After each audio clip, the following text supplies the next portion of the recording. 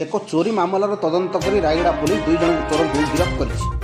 ସେମାନଙ୍କ ନିକଟରୁ 18 ଗ୍ରାମ ଓଜନର ସୁନା ଓ 84 ଗ୍ରାମ ଓଜନର ରୂପା ଅଳଙ୍କାର ସମେତ 7ଟି ମୋବାଇଲ ଫୋନ୍ ଜବତ କରାଯାଇଛି।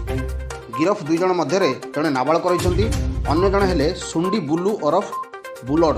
ତାଙ୍କ ଘର ରାୟଗଡ଼ା ସହରର ରେଲି ସାହିରେ। ଜବତ ସୁନା ଓ ରୂପା ଅଳଙ୍କାରର ମୂଲ୍ୟ 1.5 ଲକ୍ଷ ଟଙ୍କା ହେବ। ଘଟଣାରୁ ପ୍ରକାଶ ଯେ ବୁଲଡ଼ ଓ ଜଣେ ନାବାଳକ ସହର ଗୋଦାବରୀ ନଗରର ସନ୍ତୋଷ ଗୌଡ଼ ଓ ତାଙ୍କ ପରିବାର ଆଜି ଭୋର ସମୟରେ ଘରେ ଶୋଇଥିବା ସମୟରେ ପଶି ଚୋରି କରିଥିଲେ। ଘରେ ଥିବା ସୁନା ଓ ରୂପା ଅଳଙ୍କାର ସମେତ 2ଟି ମୋବାଇଲ ଫୋନ୍ ଚୋରି କରିଥିଲେ। ଏହି ଘଟଣାର ତଦନ୍ତ କରି ପୁଲିସ ତୁରନ୍ତ ପଦକ୍ଷେପ ଗ୍ରହଣ କରିବା ସହିତ 2 ଜଣ ଚୋରଙ୍କୁ ଧରିଥିଲେ। ସେମାନଙ୍କ ନିକଟରୁ ଆଜିର ଚୋରି ସାମଗ୍ରୀ ସମେତ ପୂର୍ବରୁ ଚୋରି କରିଥିବା ଆଉ 3ଟି ମୋବାଇଲ ଫୋନ୍ ପାଇଥିଲେ। ଏହାପରେ ସେମାନଙ୍କୁ ଗିରଫ କରି କୋର୍ଟ ଚାଲାଣ କରିଛି ପୁଲିସ। ଆଜି ରାୟଗଡ଼ା ଥାନାରେ ଏକ ସାମ୍ବାଦିକ ସମ୍ମିଳନୀ କରି ଏହା ସୂଚନା ଦେଇଛନ୍ତି एसडीपीओ रश्मि रंजन सेनापति एवं आईआईसी के कोहर।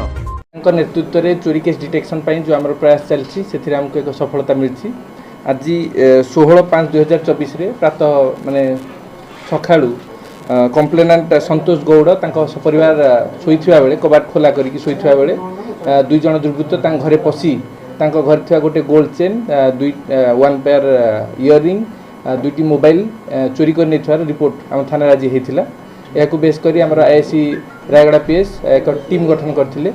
टीम खबर पाई आम 2 जण आक्यूज को आप्रेहेंड करने को सफल होइथिलु। सेथुरु जणे सीसीएल अछंती आ जणे मेजर अछंती। सेमानक ठारू चोरी होइथिबा चेन इयरिंग 3टी रूपार बाउल 2टी मोबाइल रिकवरी होइछि। फर्दर इंटरोगेशन समय 5टी मोबाइल रिकवरी होइछि। रिलेबल सोर्स रु खबर मिलता।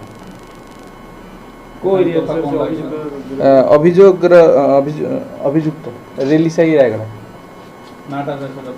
मेजर ना सुंडी बुल्लू आलियास बुलोडू सन ऑफ सुंडी मुन्ना रेली साही रायगड़ा आ जन सीसीएल अच्छा 457-380 सर आगुरी कौन अच्छी सर नहीं सेमती किसी ना छोट छोट मोबाइल स्नाचर गुड़ा जहाँ प्रारंभिक तदंत जना पड़।